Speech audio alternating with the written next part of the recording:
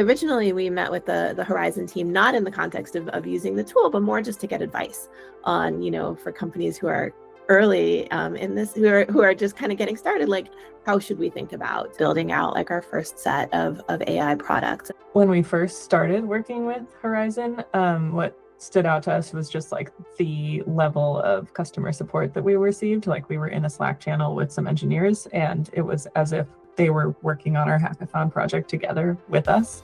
Like they were part of our team. The actual deployment of the MCP was so easy and like off of our plate. Like end to end, like the process of getting an MCP server spun up like was less than a day. We have, as I'm sure most companies do, data in a lot of different places that is like really, really hard to pull together, right? So for any given, project that we might be working on, some of the data lives in HubSpot and some of it lives in our platform and some of it lives in Google Drive and some of it lives in Notion. And like actually being able to get, the full end-to-end context on everything is really hard. And so this has been, great for everybody at the company because it just makes it really straightforward, right? The Horizon part was like the easiest part. Like the actual hard part was me learning Python and also learning what MCPs were. I use it myself in my day-to-day. So as an engineer, they give me some information and they might give me like the name of the user or the code name for the project in our platform.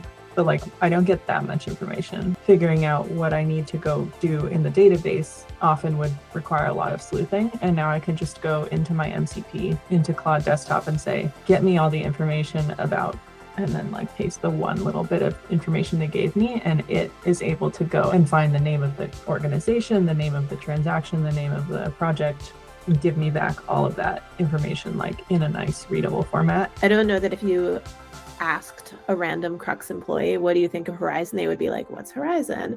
And it's not because they're not using it on a day-to-day basis. They just never have to think about it. So that's pretty cool, actually, right? A tool that like exists under the hood and doesn't ever cause any problems and no one ever has to know that it's there.